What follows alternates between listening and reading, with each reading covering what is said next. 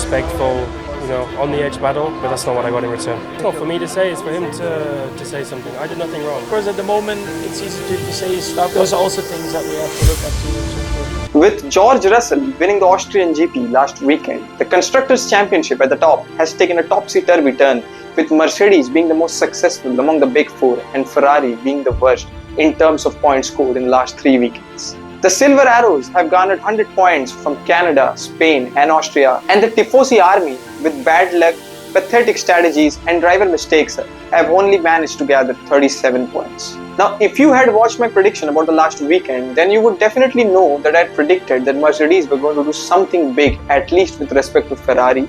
Turns out they did not just do something big, they won the race. Now, agreed on the fact that they won because George Russell was there to pick up the scraps left by Lando and Max due to their best buddies cat fight, and that Mercedes still has a long way to pave before it can match the pace of McLaren and Red Bull. But then again, if you put Mercedes aside for some time and just focus on McLaren and where they were 12 months ago to where they are right at this moment, it's nothing short of an inspiration, and I have a very good example that it only takes a few weeks for a constructor to be from a mediocre team to being one contending for the wins. Now, obviously, it's not just a few weeks. Obviously, people at the factory, the engineers have been researching and working on how to catch Max and Red Bull for years now. But from an outside perspective, or from a viewer's perspective, if I may say, McLaren's upgrades at the Miami GP, along with their trailers in China and Japan, is definitely a proof that even Mercedes can turn the tables right around this weekend as well. Unlike the other big three of Red Bull, McLaren and Ferrari, Mercedes did not bring any major upgrades in the last 2 GPs, introducing only a lighter wing and a lighter floor at the Spanish GP, which obviously seemed to have worked because they were at the 3rd position, second only to Max and Lando.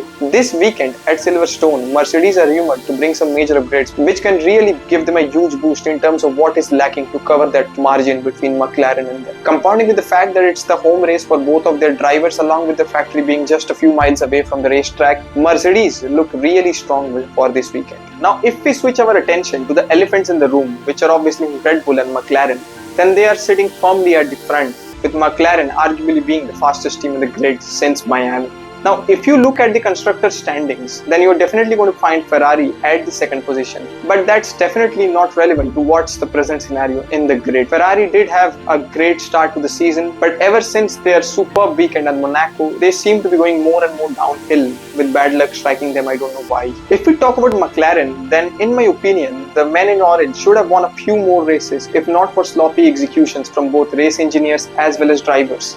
Now, we can sit here all day and argue about the fact that how they deserve to win the race last weekend and that how Max's dirty driving was the reason Norris was not able to stand at the top step. But then again, we must not forget the fact that Norris was actually handed over a 5-second penalty, and if the FIA had been a bit more competent in giving the decision a bit earlier, then maybe we would not have seen that wheel-to-wheel fight and Max would have simply let Norris pass through and would have just stayed within the vicinity of 5 seconds to actually clinch the top step anyway. Now, it is definitely not to say that Max was not at fault. There was dirty driving from Max's part as well, but at the same time there was an hint of inexperiency from Norris as well, and the interview that Norris gave at the end of the race was definitely in the heat of the moment, and certain things which he said he definitely regretted later on. But on the other hand, Max showed a bit of maturity in terms of responding to the interviewers and their spicy questions. But anyways, it seems like the controversy is now water under the bridge. But after what Norris said yesterday at Silverstone about how he went a bit ahead of the line and that Max did not need to apologize, it seems like it's all good between the two great friends. Now, if we switch our attention to the technical viewpoints, then according to Helmut Marko,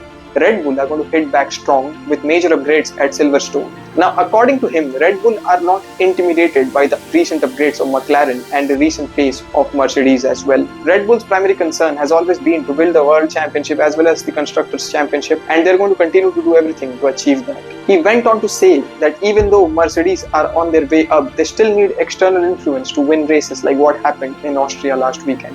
Red Bull have accepted the fact that finding more performance out of the RB20 is becoming increasingly more difficult given the fact that they have been so far ahead of the grid for so far long that they do not have the luxury of taking inspirations from other teams. But the good news for Red Bull obviously is the fact that they have their Dutch prodigy Max Verstappen as well as their leader Christian Horner, and Max single-handedly seems to be preventing Red Bull's lead in either of the two championships from fumbling into the hands of McLaren, Ferrari or Mercedes.